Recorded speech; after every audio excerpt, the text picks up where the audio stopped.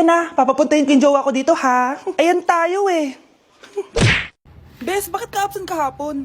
May pinuntahan kasi ako, Bes. Ano yan? Ba't mo tinatakpan yung bibig mo? Mabaho ba yung hinga mo? Ano kasi?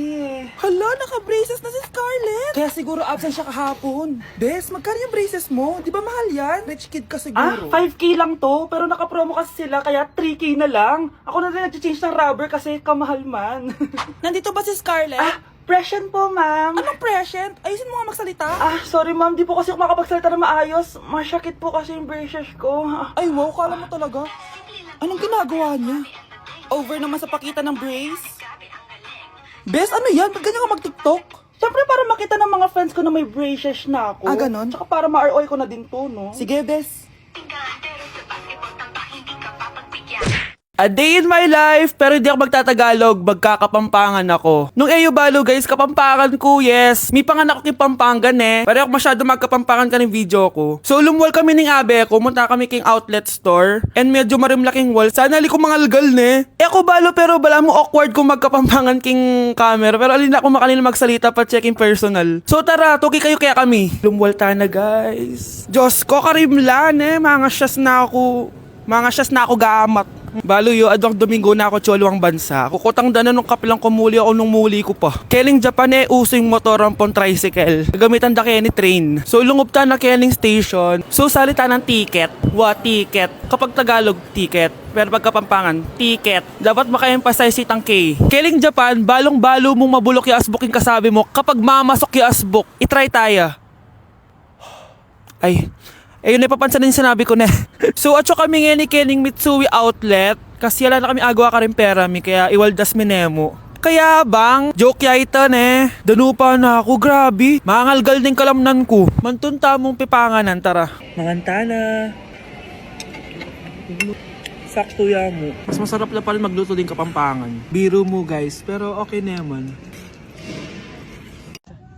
Hindi mo talaga ako love. Hindi ma, joke lang. Hindi mo talaga ako love. Patingin. Love mo ko. Yeah. Bakit di mo ko love? Nakita mong nagagalit ang iyong nanay, ano ang gagawin mo? A. Magagalit din at lalayas ng bahay. B. Susunod na ito sa utos niya para hindi na magalit. C. Sasabihing buntis ka at magkakaapo na siya. O D. Sara Geronimo. Dala. Anak, manood ka na itong Cocomelon para malibang ka. Sige po, Nay. Ang cute nila. Quack, quack, but only four little ducks came back. Cocomelon ba yun? No, bawal yan, bawal yan. Ang gene ay pribado, bawal ipakita to. Hindi Anak, ano yung pinapanood mo, ha? Nay, eto na yung bagong Cocomelon. Ay, iba na pala yung Cocomelon ngayon. ang kwet ay pribado, bawal ipakita to. In fairness, educational siya, ha? Ang pepe ay pribado, bawal ipakita to. Hindi dapat. At di ko masabi na ako'y isang Darna! Ang iniingat-ingatan ko, ang ugat, lawit at muscle ko, na dinadago-dago ko pa sa tuwing kami magkasama. Mga anak, nandito na ako! Babe, miss na kita. Ano ba yan? Hindi kayo marunong maglaro ng rollbox? Aba, wala silang pake parang wala umuwi. Tapos wala pang nalilinis dito sa bahay. Babe, date mo naman ako. Mag-aamongis na nga lang ako. Tignan ko na lang kung di nyo ako papansinin. Ang bango. Nandiyan na si nanay! Yung favorite chicken ko! O ano, nagutom kayo, no? Grabe, ang laki ng part na nakuha ko. Solid! Paano hindi magugutom, Nay? Ang sarap nito. Ito pa rin yung best tasting chicken para sa akin. Walang katulad to, Nay. Ay, namiss ko to yung sama-sama tayong kumakain, gaya nung bata pa kayo. Simulat sa pool, Chicken Joy na talaga ang go-to natin. Malalaki ang servings at para sa akin, ito pa rin ang pinakamasarap sa buong Pilipinas. Nabusog ako, Nay. The best ka talaga. Babe, sa Jollibee tayo mag-date bukas, ha? O kayo, comment kayo kung bakit Chicken Joy pa rin ang go-to fried chicken nyo. only Japanese food for a day. Let's go, guys! Bansh, gising na! Ano ba yan? Nagbuko pa Japan, bilisan mo, tumayo ka na dyan, mag-empake ka na! Totoo ba? Oo! Excited na ako, Bansh. Mag-i-impake na ako. Pwede na to. Tara na, Bansh. Bansh, Hala, naniwala talaga siya, Diyos ko po. Bansh, tara na. Bilisan mo na. Wait lang, Bansh! Ano ba? Prank lang yun, chawot! Nakakiris naman to. Pero may challenge ako sa'yo. Ano na naman yan? Eating only Japan foods for a day. At kapag nasucceed mo yon, pupunta tayo ng Japan. Tabi mo yan Tara! Good morning, guys. So, it's currently 10:08 a.m. and magbe-breakfast na tayo. So, hanap tayo ng Japanese food. Guys, meron silang onigiri. May nakita akong Japanese drink ko, so try natin. Itadakimasu! Kainin na natin. So, nakalasa niya yung sa Japan. Wait, paano to?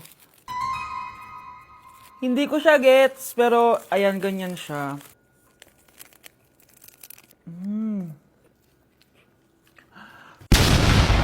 Pasabog! Kainin naman natin to kasi ako nagpabili nito. Itong bulgagi. Sarap. Tignan nyo guys yung loob nyo, oh. Sa Japanese food. Tuturuan ko kayo kung paano magbuo ng onigiri. First step is... Ito pa? Okay, last etong salmon mayo. Tingnan natin. Mas ba't yung beef? Subtle lang yung lasa niya. Hindi siya sobrang malasa gaya na ito. So, inom na tayo, guys. Try natin to Milku. Milku, deodorant. Miku, guys. Lasa siya Yakult. Sarap! Totoo ba? So, yun lang naman sa breakfast natin. Excited na ako sa lunch and dinner kasi sa labas tayo kakain. It's lunchtime, guys! And as usual, late na naman tayo magla-lunch. Ang kinikrave ko ngayon for lunch is ramen. So, tignan pa natin kung ano pa pwede natin orderin na Japanese food. Guys, di ko alam na may entrance exam pala dito. Di pa naman ako nag-review. Usually, guys, minamax ko lahat to. Papamax ko sa kanya lahat, pati yung spice para may challenge. Tara! Guys, dumating na yung karaage. Oh my. Oh my God, ang sarap. Guys, nakikita nyo ba to? Kaya black yung kulay nito kasi squid ink daw yung ginamit dito. Weird siya pero masarap siya, gets. Sarap. So meron din siyang beef. Wow. Sobrang malasa siya, guys. Kung di pa kayo nakakatikim ng ramen, guys, ano pang ginagawa nyo? Bumili na kayo. Mukha lang siyang hindi nakakatakam pero masarap siya.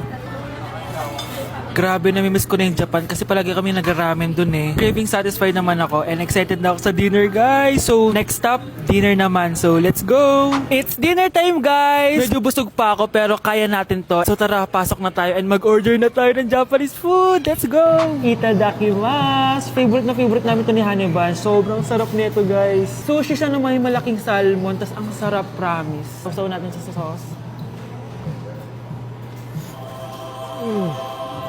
Bigyan mo ako ng best reaction mo. Nag-order din kami ng California Maki. Nag-order din ako ng yakiniku doon. Ayan tsura niya. Sarap niya, oh. Guys, tignan niyo.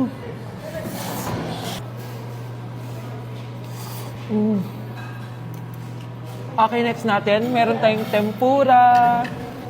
Ang init. Nawalan ako ng gana. Hindi ko alam kung mahal siya, pero 400 plus to. Itong dalawang stick lang na to. And authentic Wagyu daw to. Kuwang-kuwin sa Japan. Sobrang busog. So yun lang naman mga anteret. So yun lang guys. Thank you for watching this video. And sobrang nabusog ako and nasatisfy ako sa kinain ko ngayon. Mag-comment kayo kung ano pang gusto nyo i-challenge sa akin at gagawin natin yan. And guys, we're going to Japan soon! Kasi nagawa ko, di ba? Sabi mo, lilibre mo ako ng ticket sa Japan.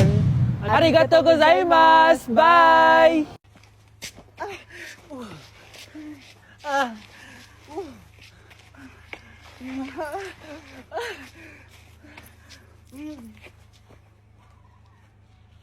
Pabili po! Ano yun? Pag Noche Buena po, ito po, oh.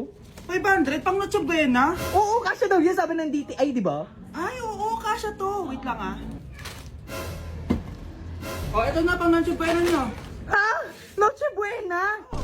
Pangpulutan lang namin yan eh. Eh, pangpulutan din naman to binigay mo eh. Laro! Ano yung na-expect mo? Lechon? Spaghetti? Fruit salad? Oo! I-try mo dun sa kabilang tindahan, baka yung 500 mo, kasya pang natsubwera sa kanya. Akin na! Sinungaling pala yung dite, sinungaling yung dite, ayo!